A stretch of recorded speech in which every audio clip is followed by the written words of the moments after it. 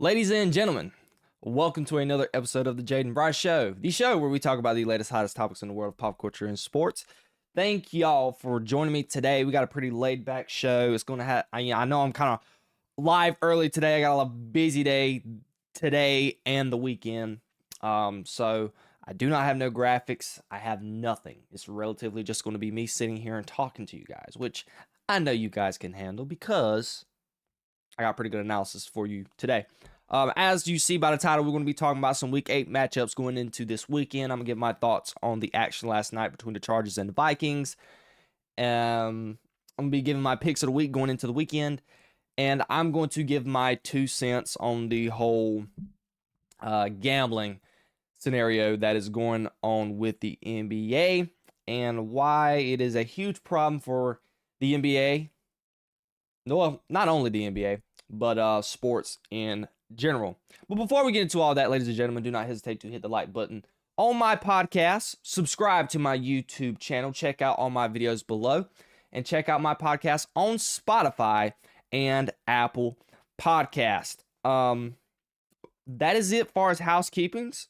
Thank you guys so much for your continued support on the channel. And today is October 24th, 2025, and let's get right into today's show. This game last night was a pretty just tragic watch all around. I mean, this game was absolutely abysmal. I had to watch the game on the way home. I had to watch this game on the way home from work last night. So I was having to watch it. I was having to listen to it in the car, practicing safe driving. I had to listen to it in the car.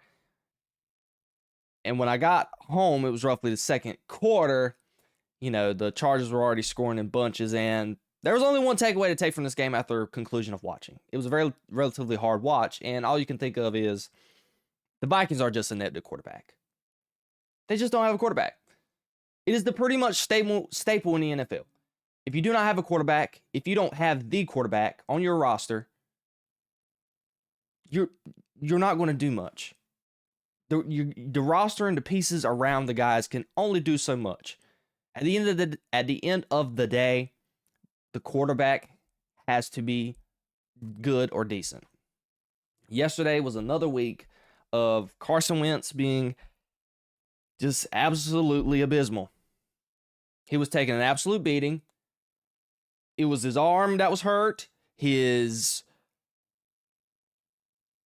hand that was hurt, his knees. Every time he got sacked, he was holding his arm like this, looked like he's about to die. I was like, is he going to be able to survive this game? I don't know. I have no idea why Kevin O'Connell and company didn't want to give Max Brosmer a look. Look, Carson Wentz is just not good. Granted, the offensive line is they're bad. They're absolutely horrific. But at some point, the defense will run out of gas. Because the league is built for scoring at the end of the day. We know that the Minnesota Vikings has a very good defense. But at some point, the offense has to do something. They have to be there to pick up the slack. Because there might be that one game where the defense is not going to be able to hit home. They're not going to be able to get stops. And that was the Minnesota Vikings defense yesterday. They were all out of gas. They couldn't get no stops. Justin Herbert, he was pretty protected, and we'll talk about the Chargers in a minute. But he was protected, and he was able to sling the football around. And defensively, did they even touch Justin Herbert? They sacked him twice. But it didn't feel like to me specifically, definitely, in the second half of this game. I mean, it felt like it was just a bloodbath. Carson Wentz was 15 for 27, 144 yards, 1 touchdown, 1 interception. They got no production out of their receivers outside of Justin Jefferson getting 74 yards on 7 receptions. It was just bad. This is back-to-back weeks of Carson Wentz being the reason why the Minnesota Vikings lost. Again, I mean, they cannot protect Carson Wentz. And it seems like every time that Carson Wentz dropped back to pass, he was getting hit. The Chargers defensively yesterday had 5 sacks, 7 tackles for loss. I would love to see how many overall pressures they had. I don't think it's going to show me on the box score like how many exact pressures they had. Quarterback hits. They hit the quarterback 8 times. So that defense was humming yesterday in just all facets. And that is the championship style defense that the Chargers are going to play because they have a good defense. They have a top 5 defense in the NFL when they're playing at their peak. I think that the Minnesota Vikings roster is good enough to compete, but they don't have QB play. And I think that when J.J. McCarthy comes back, it's going to be more of this. Might be even worse. We've seen J.J. McCarthy this year play 8 quarters of football. And he's looked good in 1 quarter. It was week 1 versus the Chicago Bears in the 4th quarter, where he scored 3 straight touchdown drives. Outside of that, J.J. McCarthy has looked like a very pedestrian quarterback. And he's only played roughly 2 games. Everybody was questioning the ankle injury going into the game because J.J. McCarthy was never put on IR. Someone would have surmised that he would have been ready because this is, I'm guessing, his 4th straight week of him missing a game. And he did not play. It might be even 5 because this is week 8. Let's see. 3, 4, 5, 6, 7, 8. Really? 3. This was his 6th game that he's missed. Wow. Jesus. All right, so yeah, he was never put on IR, and this is their 7th game. Not sorry, this is like their 5th, 6th game.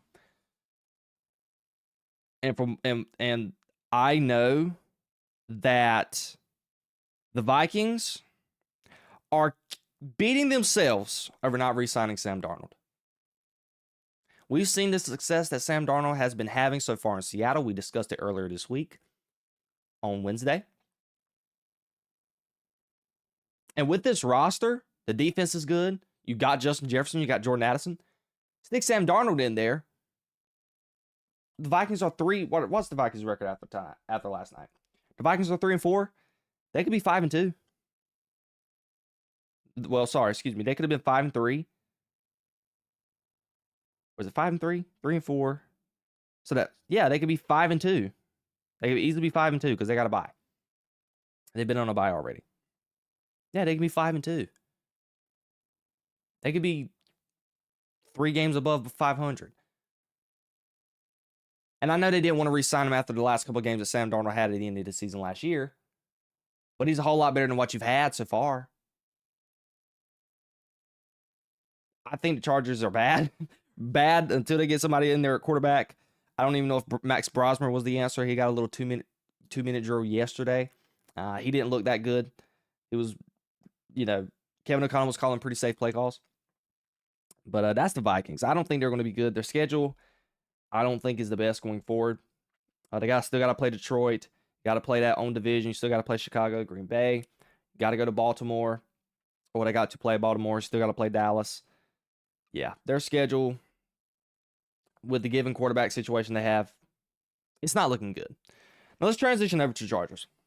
Y'all know I was high on the Chargers to begin with earlier in the season when they got on their little winning streak, and they were roughly 3-0. Or, yeah, they were 3-0. And they're 5-3 now. They're a half game behind in the division based on what happens this weekend between Dallas and the Broncos. And if the Chiefs go on to win in their matchup as well. But we got a good indication last night that the Chargers are good when Justin Herbert is protected. Joe Alt was back last night. We know that, Rashawn Slater, he was hurt in injury. Their O-line has been abysmal. And Justin Herbert's been taking a beating the last couple of weeks without Joe Alt in the lineup. And last night, we were able to see that when Joe Alt is in the lineup, Justin Herbert can be efficient and Justin Herbert can be comfortable. Justin Herbert was 18 for 25, 227 yards. He was airing the ball out. He had a 96 QBR and a 122 quarterback rating. This new tight end they found him a star in him. I don't want to botch his name. His name is Oronde Gadsden. Gadsden, I think is what you call him. He's been lighting it up the last couple of weeks.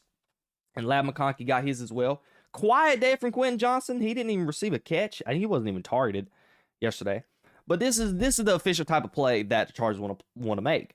And this is a positive also for the Chargers. It's something they have not been able to do all year. They were able to run the football. Vidal yesterday had a day. he rushed for 117 yards, averaged 5 yards a carry, got 1 touchdown. And Justin Herbert was able to use his legs as well. And that is the type of play that Jim Harbaugh is going to want to play going forward in the season. And that's the way he wants to win. Joe Alt is going to be very, very important for the Chargers going forward. It sucks that Rashawn Slater is out because one could only imagine, just imagine how good the Chargers could be if they had those 2 star tackles in the middle of that offensive line, how well they'll be able to run the football, how well they can protect Justin Herbert, and Justin Herbert can continue to sling it and continue to be the type of quarterback that looks like this year might be the year that he could get over that hump, win his first playoff game, and maybe make a deep playoff run. Because they have the roster to do it on the defensive side of the ball. Derwin James went out yesterday, but I know it's not a serious injury, so he will be back. And offensively, the sky is the limit. Quentin Johnson has emerged. He's been playing very well this year. Keenan Allen, late signing. He's turned out to be a huge signing. And we know Ladd McConkey is a great receiver. The thing that has plagued the Chargers so far this year, and it's every quarterback's best friend, is their ability to run the football. They have not been able to do that at a high, elite, efficient level. So it was good for them to be able to see and do that last night. But overall, this was absolute shellacking by the Chargers, and it was a horrific game to watch. I kind of tuned out mid-game, and I was trying to watch some Warriors and Nuggets because that was a pretty good game, and I was actually trying to write down the notes for today's show. And yeah, this game got away quick. I feel bad for Vikings fans. I mean, you could have had a quarterback, and he is in the same conference, but he's in a different city, and they're winning, and he's looking good. And one could only imagine what he would look like with the Minnesota Vikings. Now, granted, the Minnesota Vikings offensive line is god-awful. I mean, there's plenty of times where Carson Wentz don't even have time to even get through his progression. That pocket was just collapsing super fast yesterday for Carson Wentz. But at the same time, Carson Wentz, he's been pretty abysmal. He was 15 for 27, 144 yards, 1 touchdown, 1 interception. It's not good enough to get the job done. And the Vikings are cooked. And who knows if their quarterback situation is going to get better whenever J.J. McCarthy gets back under the helm for the Vikings. So that was the action from last night. There's nothing much to take away from it. It was an absolute boring game. In all facets, in all many ways. So let's go ahead and get right into the Week 8 preview of some big matchups going on this weekend, and I got a lot to talk about. And we're going to go ahead and we're going to talk about my Dallas Cowboys, of course. Cowboys, Broncos. This is a great matchup. 2 heavyweights, best offense, arguably one of the best defenses in the league, one of the best offenses in the league as well. On the Cowboys side of things, this game will single-handedly tell if the Cowboys can contend. Because Dak Prescott and company, they can have a day. The Giants, under Jackson Dart, and I think his name's Tawan Johnson or whatever, Wan'Dale Robinson, they were able to get some catches and spread the field and make plays. If the Giants were able to do that against this defense, granted, I think Sean Payton and Pat Surtain and company is going to be better prepared to deal with the onslaught that the Dallas Cowboys have. But we're talking about the Dallas Cowboys with CeeDee Lamb and George Pickens, who are arguably the best duo in the league at the wide receiver position. You got a good running game. You have Dak Prescott playing at an all-time high. You got Jake Ferguson at tight end, who has the most tight end reception touchdowns in the league, if I am not 100% mistaken. They've just been phenomenal all around the board. But something that is going up against Dallas is, historically, they do not play well when they play the Broncos. They have not beaten the Broncos since 1995. Which is not a shocking stat because the last couple of years that I vividly remember, the Dallas Cowboys going up against the Denver Broncos, they seem to never come out with a win. Specifically a couple of years ago, I think it was back in 2021, when Teddy Bridgewater was the quarterback and they were playing at Dallas. It was a game that Dallas was heavily favored to win, and they just went in the Jerry World and just blew the doors off of the Cowboys that year. That was absolutely abysmal. So history is up against them. Now, defensively, I think the key to winning this game is you got to put the game in Bo Nix's hands. We see that the Broncos so far this season cannot play a full game of football, and we'll get to them later in the topic in the segment. But we've seen that the Broncos only want to turn things on offensively in the fourth quarter. This is a Dallas Cowboys team where offensively you want to go ahead and lay points early, which is something they've been very good at so far this season, scoring early in the first half and not having to play from behind leading into the second half. And defensively, can you double down on what you did last week with Jayden Daniels? Because it's going to be the same concept with Bo Nix. Bo Nix is going to want to run the ball. You cannot let Bo Nix be able to get out of the pocket and run the football on you defensively. That is the Achilles heel of the Dallas Cowboys defense, and it has been for years. They struggle against rushing quarterbacks. My Lord, I think, was it last year or the year before? Go pull the tape against Lamar Jackson. It was absolutely abysmal. It seems like every rushing quarterback that they have gives them fits. And even Jalen Hurts this year in the first game of the season. So that is something defensively that the Dallas Cowboys, you got to make Bo Nix drop back pass. Specifically, make him throw a deep ball, which is something that he has struggled with. Now, he's been pretty great in, close to intermediate routes and concepts, but he struggled throwing the ball down the field. So this is a game where defensively Matt Eberflus and company needs to play press, force Bo Nix to hold the ball and maybe chuck one down the field and you get an interception. They got a good offensive line, and what they're going to try to do is establish the run. That is something the Cowboys need to play close to the line of scrimmage and force the Broncos to want to play long game offensively. That is the key for success for the Dallas Cowboys. Now let's move on to the Denver Broncos. The Broncos can't play lackluster football and beat Dallas in the fourth quarter. You got to get pressure on Dak Prescott. Dak Prescott so far this season has not been under duress a whole lot. He's had a relatively clean pocket. Now, last week, we saw was the first time in pass protection, because Dallas has had pretty good pass protection so far this year. But last week, with that defensive line of the Washington Commanders, that was the first time I've seen Dak Prescott really pressured and hurried a lot. But still, at the same time, they were able to have success in their passing game. So if you're the Broncos, we know they have a pretty ferocious defensive line. Can you double down on what the Commanders did? And I think they got better players all around because they were mainly getting a push in the middle. If you can get a push on the edge and the middle and absolutely collapse the pocket, you might have yourselves a successful day defensively, because you do not want Dak Prescott to drop back to pass and pick you apart, because that's where your weakness lies. Outside of Patrick Surtain, I'm not a huge fan of their secondary. I don't love them. I do not love their linebacking core either. We know Dre Greenlaw is out of this game for issues that he had with an official, Mr. Brad Allen. He's from North Carolina, local official. He had some issues with him about, I guess, a call that he made last game, and he's out this week. So they are handicapped at linebacker as well. So the game's got to be won at the defensive line defensively for the Broncos. They got to be able to establish a presence, not allow Dallas to establish a run game, and force Dak Prescott to beat you. And that is going to be and that is something you say is the recipe for success for both teams defensively. Got to make Bo Nix beat you. Make Dak Prescott beat you. Don't let CeeDee Lamb and George Pickens have a day. Now, offensively for the Broncos, we got to get it together in the first half.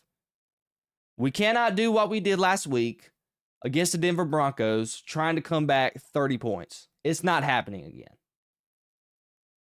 I don't even imagine if you're down 20 in the second half or even in the fourth quarter, you're not coming back against this Dallas Cowboys defense. They have the experience at the quarterback position. You're not facing a rookie quarterback. And I don't think Brian Schottenheimer is going to make the boneheaded game management decisions that Brian Daboll did last week and not trying to chew time off of the clock. So if you're Sean Payton and Bo Nix, who in the last 3 weeks roughly have not played good, well, no, in the past 2 weeks, because you dropped 13 points in London against the Jets. And then last week, in the first 3 quarters of football, you could not score a single point offensively. You got to be able to score against this defense. It's inexcusable if you don't. Now, they had a good defensive performance against the Commanders last week, but the Broncos have players. They have a good running game. They have a good offensive line. I think they're going to try and establish the run, and that is going to be their key to the success. So I'm excited. I'm looking forward to this game. It is a big game. I think it is going to be the best game of the weekend by far. Tony Romo and company is going to be on the call.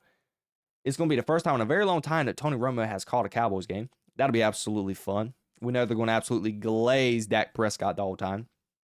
But it's going to be in Denver as well. We're going to see if Dallas is going to be able to withstand the conditions going on in the field. And, yeah, I'm looking forward to the game.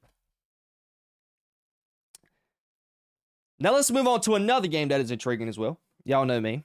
I have to talk about some Eagles. I have to talk about those Dirty Birds going up against the New York Giants. Now, this is an intriguing game because we know that the Giants are coming off the game last week against the Denver Broncos where we all know what happened. It was just absolutely mind-boggling what happened in that game. But on the flip side, the Eagles are coming off arguably their best offensive performance all year, maybe.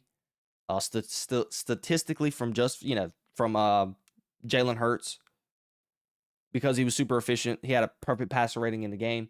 A.J. Brown and Devontae Smith 8, and they were able to rack up the yards. Now, going into this game, are you going to be able to double down on that? Now, let's go ahead and get to Philly's side of things. It's another big game for Philly. I think this is a must-win. The division's fairly tight. You got embarrassed the game before when you played the Giants on Thursday Night Football. You had the Jackson Dart and Cam Scatterboo Mafia going crazy on you in MetLife, and you got absolutely embarrassed on Thursday Night Football, quite frankly. So that is something that's, you got embarrassed last game, and can your offense continue the consistency? We know that Kevin Patullo, he's been pretty questionable all year.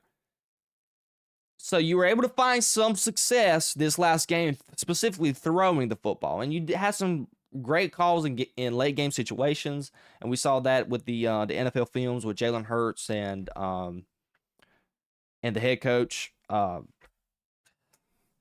do I forget the Eagles head coach? Kevin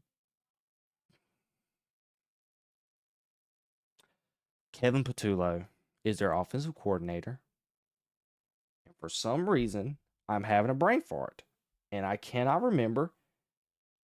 Nick Sirianni. My Lord. I was fixing to look it up, but I didn't even have to finish looking it up. I don't know why I keep forgetting Nick Sirianni's name sometimes. Anyways, I have a problem forgetting head coaches' names as are not part of the Dallas Cowboys. But Nick Sirianni, they had a little interesting thing on NFL films where, the behind the scenes of calling that last play with A.J. Brown there in the final play of the game where they got the game sealing deep ball to A.J. Brown.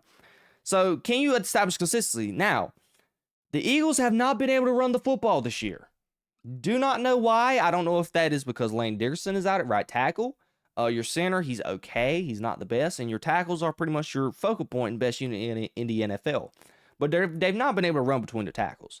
And Saquon Barkley, so far, last year was up here that he had.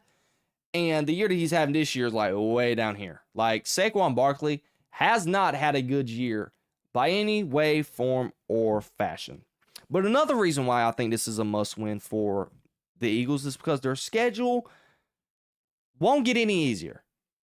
We know they have one of the hardest schedules in the NFL overall, and they do have a very hard schedule going forward. And we know Dallas is lurking. They're right behind them. I don't think the Commanders have a shot with Jayden Daniels being hurt, and I just don't think their team's very good. But Dallas has the opportunity to go on a little 3-game win streak by going 2-0 in the next couple of weeks. Actually, in their next 3 games, they could easily be, 4-0. Dallas has Denver this week, and if they beat Denver, you got the Cardinals. And then coming off a bye, you had the Raiders. So they could be 4-0 on a 4-game win streak.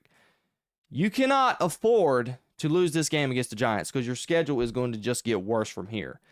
And going 0-2 to the Giants would be borderline inexcusable the way they've looked this year. Granted, Jackson Dart and company, Jackson Dart's played pretty well. He's pretty much uplifted this offense led by Brian Daboll and his play calling and Cam Scatterboo running the football. But still, that whole debacle that happened last week is another reason why the Giants are just going to continue to be the Giants. So I think it would be pretty embarrassing if you drop to the New York Giants. And you're at Philly too. You're at home. You're going to seem like you're going to be wearing your Kelly green uniforms. I just don't think that would be the best case scenario for the Philadelphia Eagles. Now let's move on to the New York Giants. I think every game going forward. Sorry, I had to crack my back. My back was absolutely hurting. But I think every game going forward, Brian Daboll is essentially coaching for his job. I hate to say that. I don't think that the Giants should fire Brian Daboll once the season is over, no matter the record, because we've seen since Jackson Dart has been playing, he's played pretty well. And Jackson Dart seems to love Brian Daboll as his coach, and that dynamic has been pretty good. Excuse me. And we saw the whole thing on Thursday Night Football against the Eagles when Jackson Dart got hurt and Brian Daboll got into the booth into the tent, acting like he was about to have a cow if something happened to Jackson Dart. And he just showed how much he loved Jackson Dart, and he showed how much he despised Russell Wilson. But that's on a whole nother conversation. But we've seen that Brian Daboll has been able to kind of get these guys playing pretty good football because the roster is actually pretty good as well. You're coming off an absolute inexcusable loss. Inexcusable and humiliating loss. John Mara, I know he was not pleased watching that game and seeing the outcome of that game. So you bet your bottom dollar that you cannot go into Philly looking lackluster. I don't think that this is a must-win for Brian Daboll to keep his job because it is the Philadelphia Eagles. It's one of the best teams in the NFL. But you cannot go into Lincoln Memorial Stadium and just lay a goose egg. It cannot be a humiliating loss. You can't have a loss like you have last week where you're up. What was it? I still have it on my notes. I want to go back and see. The Giants were up 26-8 with 5 minutes left in the fourth quarter. You cannot lose that type of game on Sunday. You can't. You can't have a humiliating loss. You got to be able to be competent, play competent, and be in the mix of beating the Philadelphia Eagles. Part of the loss, and the reason why they lost the game on Sunday was because of game management. Brian Daboll, and this is an indictment against him, I don't think he done a good job with game management last week because I don't agree with the play call. You got to be able to chew clock. And, forcing your rookie quarterback to throw the football and throw that interception, that was a back-breaking interception. I like the idea of the play call if it was any other quarterback but Jackson Dart. You're on the road in that environment. The momentum has shifted drastically in the game. You're at this point, we just got to chew clock. And I think the game management of the Giants let the Broncos off the hook. But New York has talent to win games. They have a good defensive line.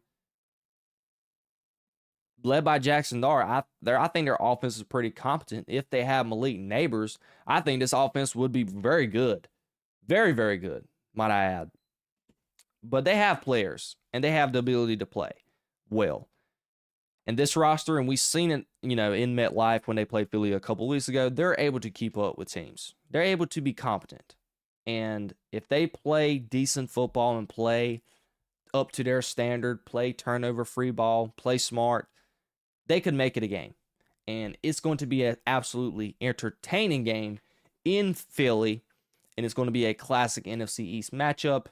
And I think this game's at 1 o'clock. So it's going to be one that we're going to be looking forward to. All right. The last game that I want to analyze, and we're going to talk about it here, is the marquee matchup with Jordan Love and the Green Bay Packers going up against Aaron Rodgers and the Pittsburgh Steelers. We have a reunion for Aaron Rodgers. This is, I think, is this like the second time he's played the Steelers? I want to say he played him one time when he was with the Jets. Maybe. Or it might be the first time, since they're making a whole ordeal about it being a reunion, and that's the big storyline heading into this game. I don't know. Y'all comment down below and let me know if this is the first time. I wish I would have thought about that before I started. I'd have that stat. But let me know if this is the first time that Aaron Rodgers is facing the Steelers since his departure. But let's start with the Green Bay side of things. I sincerely want the Green Bay Packers to play a complete game. What that means is I want the Green Bay Packers to play efficient offense and play efficient defense. This offense has been extremely mediocre. They can't get Matthew Golden going in any type, way, or form or fashion. He has not had a touchdown this season. And I look back, the Green Bay Packers have scored 30 points just one time. In this era in the NFL where offenses are scoring 30 in their sleep, that's not a very appealing and appalling stat to be a part of if you're the Green Bay Packers offensively, with all that talent they have. I mean, you have Josh Jacobs back there in the backfield running the football for you. You have Matthew Golden, Romeo Doubs.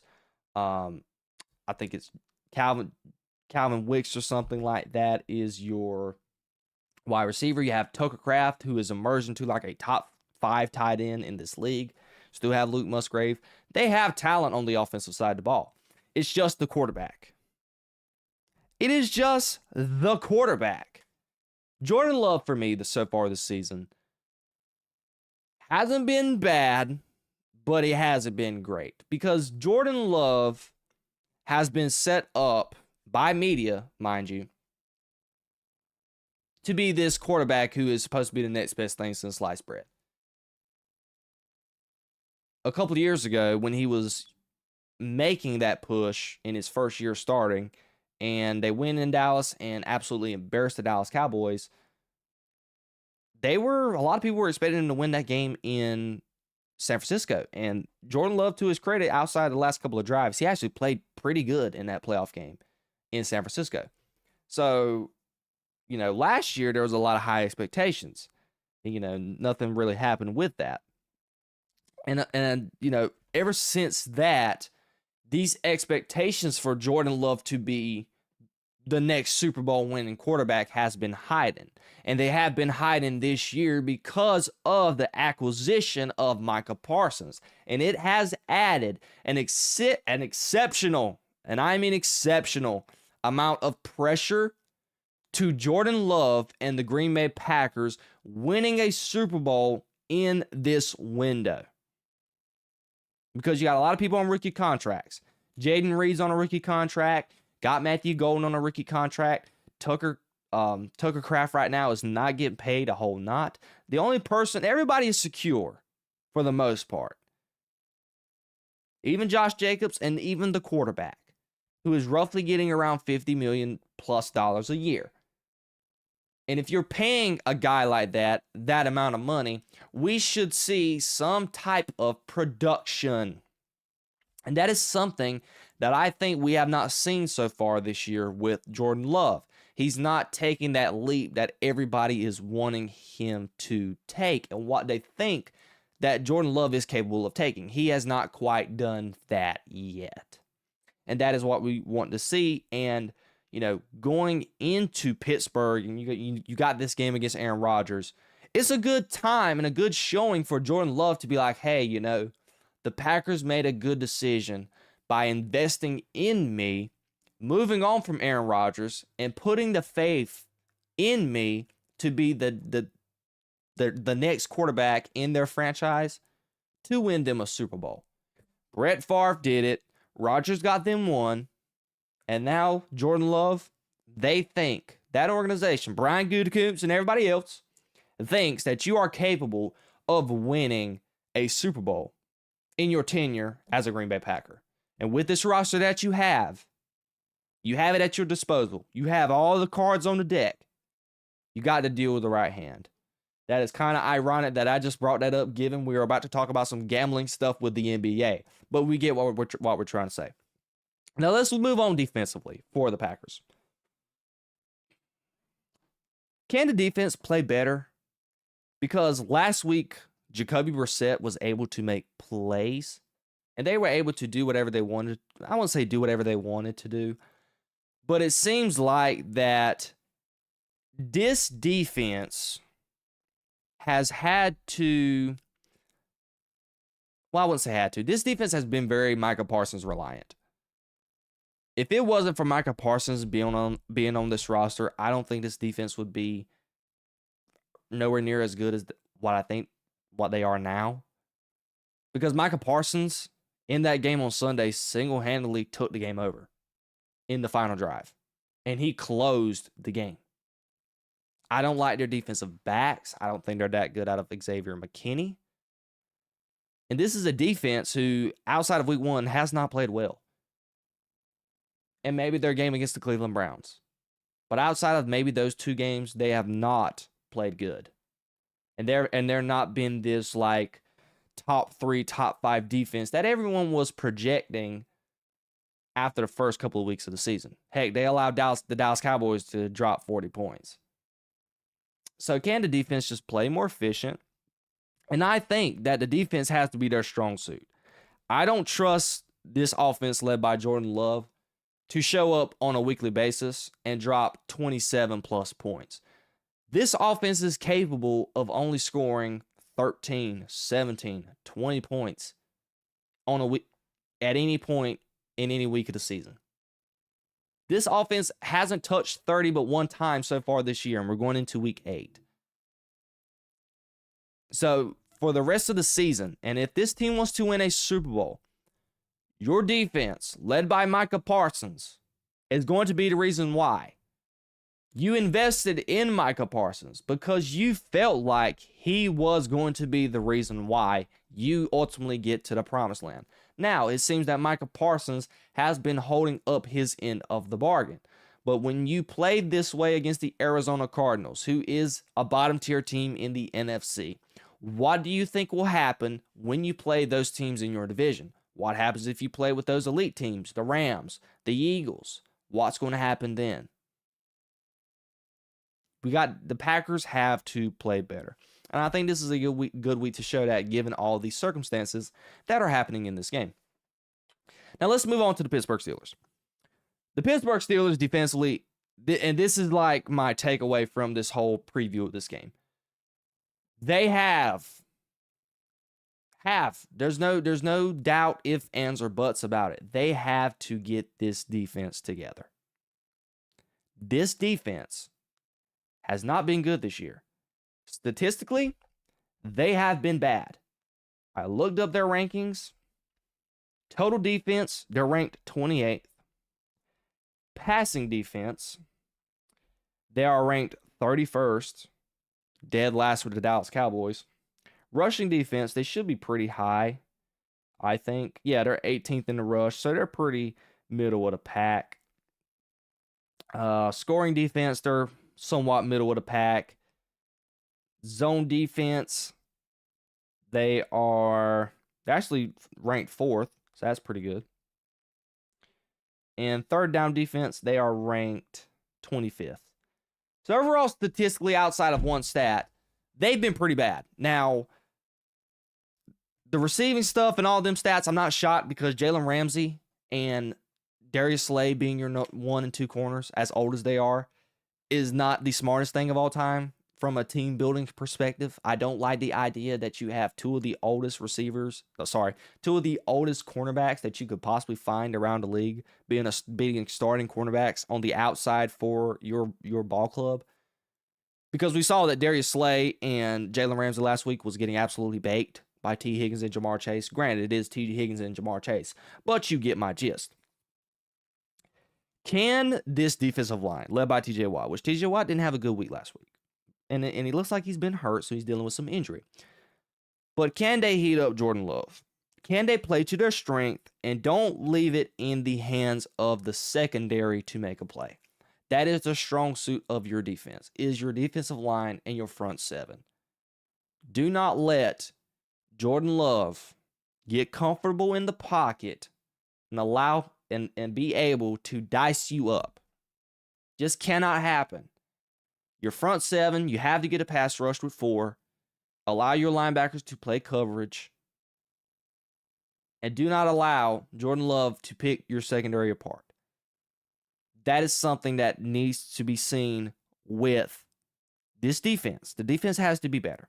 Offensively, I think the Steelers have been pretty decent. They were able to score points last week, but that was against the Bengals defense. This is a far better defense in the Packers.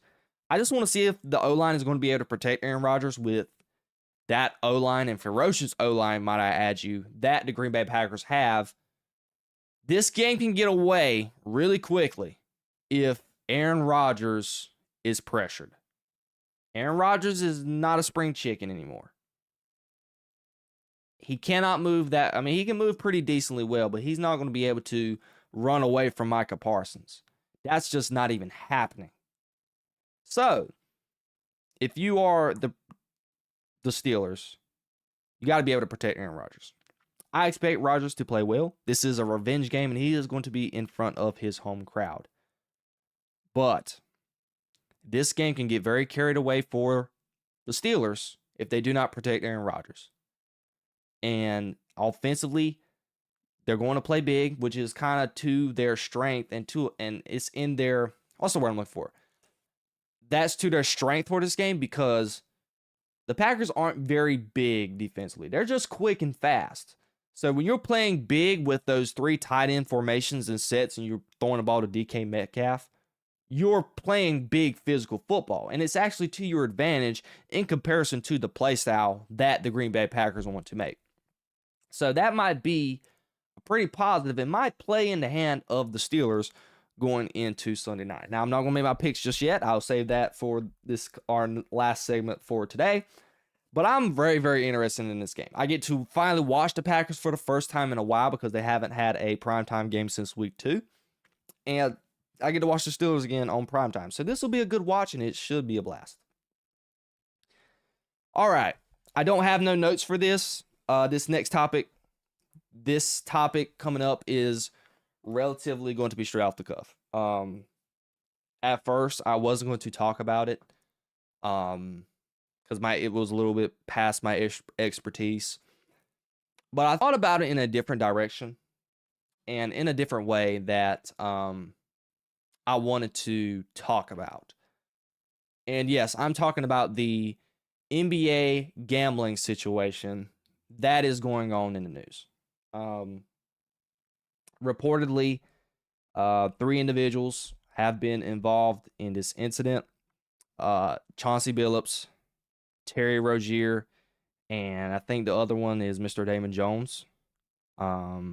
Yes, Damon Jones, if I remember correctly. He has been associated with the gambling situation. This was a pretty interesting day yesterday in sports. This was a pretty much big bombshell. It is something that has never happened before in my lifetime that I can think of vividly. I've never seen a situation where the government intervened in league activities. I've never seen it before. I've never seen the FBI and the directors and everybody in government literally make a press conference and charge people who are associated with sports about indictments of any type of illegal activity. It was absolutely shocking. And this is not a good look for Adam Silver. And this is part of the reason why I wanted to talk about this subject. Because I don't think it's even close, in my opinion, from the 3 major sports leagues. And I'm not a Roger Goodell apologist. I'm not a huge fan of Roger Goodell. But it's without a doubt, I think, that Adam Silver, outside of the big 3 sports leagues in sports, in Major League Baseball, National Basketball Association, and the National Football League, I think, me personally, this is my personal opinion, I think Adam Silver is the weakest out of all of those. I don't think Adam Silver has been proactive enough in this sense. This is kind of not dealing with the gambling situation, but the gambling situation makes this much worse. I don't think Adam Silver has went above and beyond to try to make the game of basketball more efficient and a better product for the fan, for the basketball fan, for the average basketball fan. If you're a diehard basketball fan, obviously you're going to be absolutely tuned in to whatever the NBA puts out there on the court. But if you're a guy like me who grew up loving basketball, I eat, slept, and breathed basketball. I grew up watching Kevin Durant, Steph Curry, LeBron James, all these guys in their prime when LeBron was on the Heat. I enjoyed the NBA. I would rather watch the NBA any day over NFL. I did all the time. NBA Christmas, that used to be my jam growing up as a kid. But now lately, I cannot tell you the last time I've vividly tuned in to watch NBA on Christmas. And now that the NFL was on Christmas, good luck having me watch an NBA game on Christmas Day. It's just not happening. So I don't like that Adam Silver has not been proactive about trying to save the sport of basketball for being entertaining for the average basketball fan. What Rob Manfred has did for Major League Baseball has been amazing.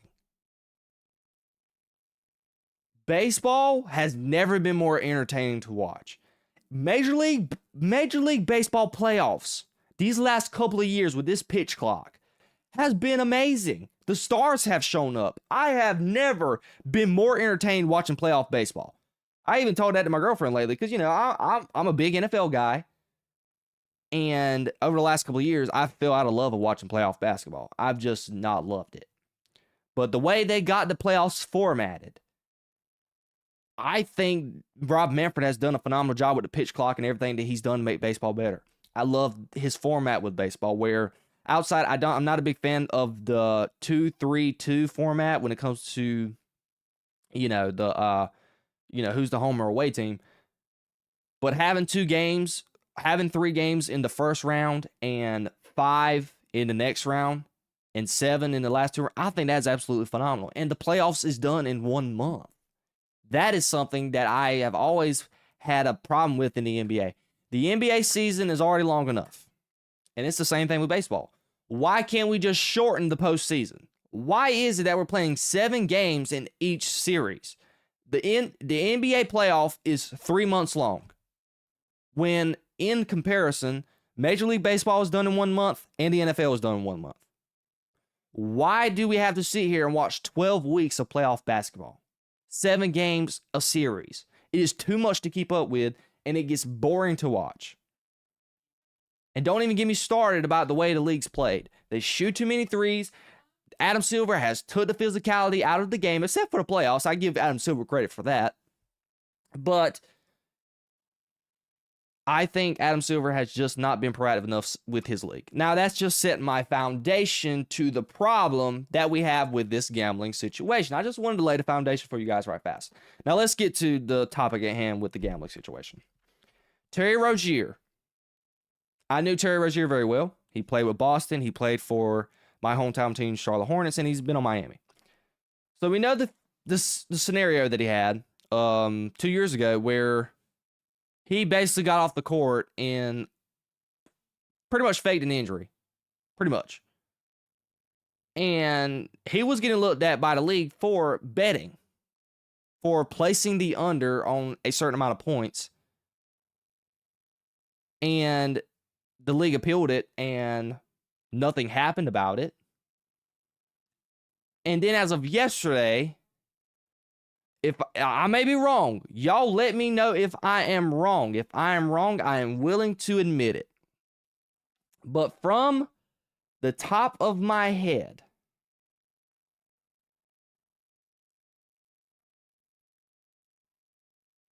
Adam Silver and the league looked into what Terry Rozier did and let him go. And Cash Patel and the FBI checked into what the NBA checked into and found him to be guilty and indicting him for it. And Adam Silver and the league just said, Terry Rozier, you're fine. That is not good for the league. That is not good for the integrity of basketball. There are people who question integrity in sports, period. And that is the reason why gambling and everything in itself is a big major issue when it comes to sports. It's the reason why I'm openly shocked that sports betting has been absolutely massively publicized around professional sports and professional athletes. When it comes to Underdog, FanDuel, ESPN Bet, all these sporting companies who are promoting betting, it's very shocking. So to see this happen, that's not a good look for Adam Silver. And another bad look is the scenario with Chauncey Billups, where Chauncey Billups was getting caught playing illegal poker. And this is where I said this is past my expertise. I don't know much about poker. I don't know much about the game. My dad I have people that I know that plays poker, but I don't understand the illegal poker play and things of that nature. But that happened, and this is a head coach for a franchise in your league for the Portland Trail Blazers. And he was openly ripping off games and forcing his team to either most likely lose games in certain situations. That's not a good look for your league. That's not a good look for your product. And in the Damon Jones case, I guess Damon Jones was, from what I remember correctly, granted, like I said, I haven't really looked into this story because I didn't really plan on talking about it. I just wanted to talk about it in the sense of the broad, grand scheme of things. Basically, Damon Jones was with teammates with LeBron at the time in Cleveland, and he told a buddy of his, bet this on LeBron James because he knew certain stuff was going to happen, and he just rigged things to happen a certain way for his friends to get money off of it. And there's a whole, that's that situation, and you got the stuff with Chauncey Billups linking back to the Mafia. Look, again, this is out of my expertise. I've never understood for the life of me why people with all this money, Chauncey Billups has made millions of dollars. Terry Rozier has made millions of dollars. Damon Jones, he's been on TV. I know he's made a fat chunk of money himself as well. Why is it that you feel the need to want to gamble? I don't know. I understand, and Craig Carton, to his credit, he went on his podcast and said it. Gambling is an addiction. It's like anything else in life. I totally understand that. But in the same tongue, why risk it all on betting? Dude, you got millions of dollars. Chauncey Billups, what more do you need? I think they said he's making $9 million a year right now being the coach for the Trailblazers. He's made over $100 million in his life, so in his career. Dude, how much more money do you need? It's not worth it. Even if Chauncey Billups is found, and maybe if he's found not guilty about this, he's tainted his legacy. It's going to smear his name in the league. And if he is found guilty, I know there's people talking about he's probably not going to be welcomed in the NBA ever again. They're going to rip him from the Hall of Fame and things of that nature. Another Pete Rose situation. I don't know. Same thing could go for Terry Rozier. He'll never play in the league again. These guys could get arrested. I don't know. Look, I don't know the sentencing and things of that nature that could happen with the possibilities if they are fully found guilty. I do not know. That's the reason why I didn't really want to talk about this topic that much, because it is totally out of my expertise. But I just want to get my 2 cents on it and talk about it from just a sports angle of it. Not the not the political angle of it and, stuff with jurisdiction and the federal government and things of that nature. I just want to talk about it from a pure sports standpoint, and the reason why I have problems with the NBA. Because we cannot have this type of thing going on when your league has, in my opinion, is not the superior league to your contemporaries. This is just my personal opinion. Now, this ain't the global opinion because I saw where NBC, they had pretty good numbers for opening night in NBA. Pretty historic numbers. But I'm just talking about from an average fan and just seeing it and how people talk about it from in my local area. There's not many people in my local area that talk about basketball. They just don't.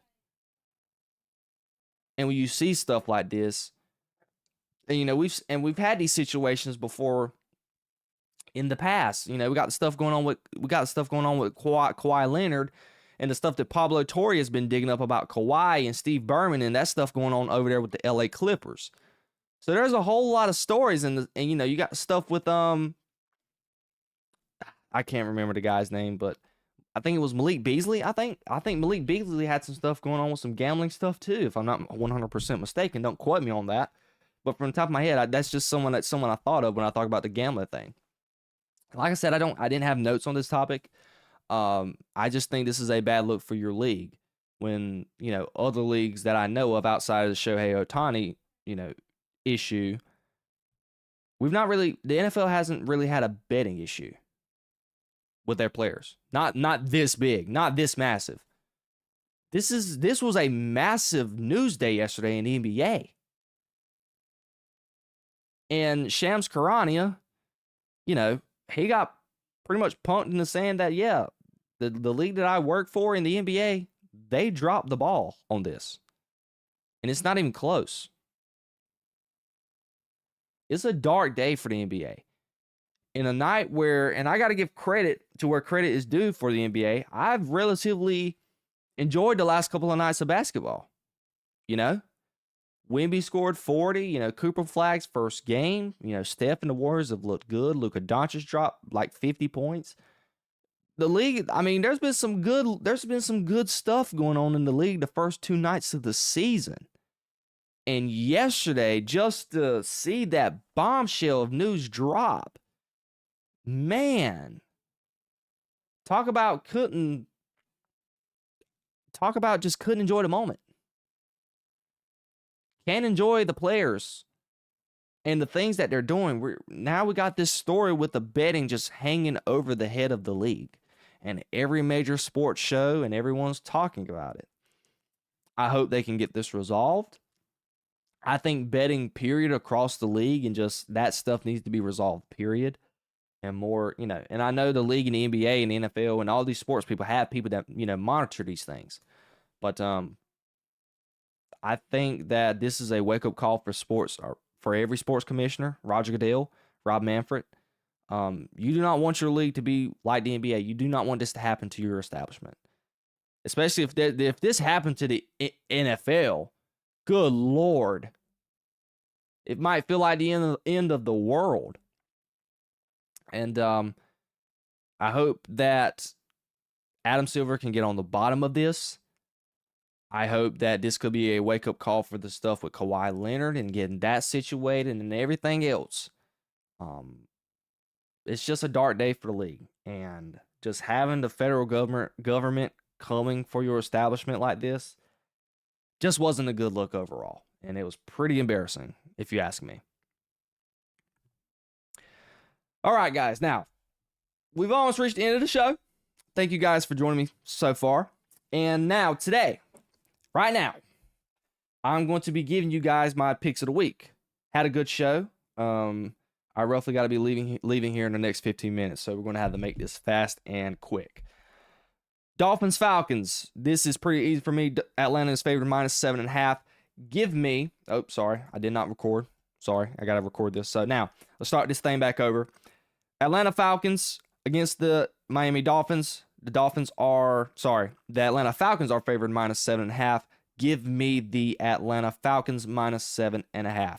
Bengals, Jets. I do not love the Jets at all. Cincinnati's at home. Cincinnati is favored -6.5. Give me the Cincinnati Bengals -6.5. My love affair with Justin Fields is absolutely over. I don't think he's a good quarterback. He's not good enough to be in this league. He is worthy of being a backup quarterback, but the days of him being a starting quarterback in the NFL is absolutely over. I'm totally out on Justin Fields. Browns Patriots. Give me the Patriots -7.5. I've loved what the Patriots have done. Dylan Gabriel has not knocked my socks off offensively, and the Patriots are at home. So give me the Patriots -7.5. Eagles Giants. Now this is an absolutely good game. The Eagles is favored -7.5. Give me the New York Giants +6.5. I have Philly winning the game, but I think that the Giants are going to cover, but I think the Eagles win outright. Bills Panthers. Buffalo -7.5. I'm going to pick the Carolina Panthers minus. I'm going to pick the Carolina Panthers +7.5. I think this game is going to be close. The Carolina Panthers have played well at home, but I'm still picking the Bills to win outright. They're coming off of a bye.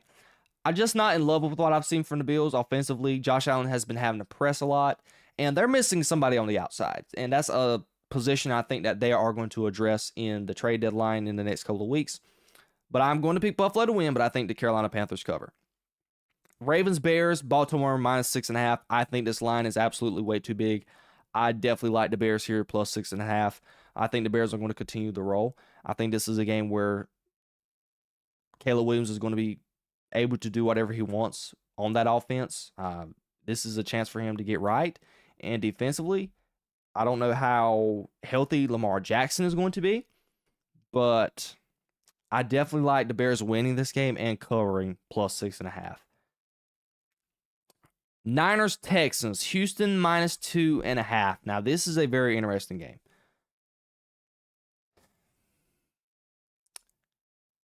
I kind of want to go with the Houston Texans here, just because the line is so low. I don't love what I've seen from the San Francisco 49ers. They haven't played great. Mac Jones hasn't been great. I think this defense is pretty good. They single-handedly kept themselves in the game in Seattle on Monday night.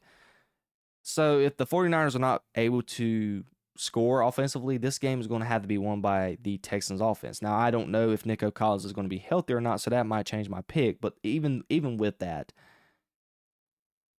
if Nico Collins don't play, I got to know if Nico Collins is going to play. Because if Nico Collins does not play, I am not confident in this pick. Let me go to the latest news and see what they're saying about Nico Collins. I don't know if he's going to play. Injury update as of 5 hours ago. They're saying he's in jeopardy of not playing. Yep, did not participate. I don't think Nico Collins is going to play this week, so give me the San Francisco 49ers. I don't think this offense is going to be good without Nico Collins. I do not trust them to protect the quarterback, and that defense for the San Francisco 49ers were able to wreak havoc on I got a brain fart, on Michael Penix on Sunday night last week. So give me the Niners +2.5. If Nico Collins was playing, that's a huge difference maker for me. But I don't give me the Niners. Buccaneers Saints. Give me the Buccaneers -4.5, coming off an embarrassing loss on Monday Night Football. I don't think the Saints are good at all. They have all these trade rumors going on. So give me the Buccaneers -4.5 on the road. Dallas is the next game on here. We're going to save that for last. Titans Colts. This is a good game. Colts favored -14.5. This is a huge line. Very big number. I relatively like to stay away from betting these games. This is a division game. I kind of want to say I'm gonna take the Titans +14.5. I just don't like large spreads like this. Give me the Titans +14.5, but I definitely have the Colts winning this game. I think they're going to win by 10 or maybe so. But this is a division game. I think it's going to be a close game, but definitely the Colts are going to win. Packers Steelers. Green Bay is favored -2.5.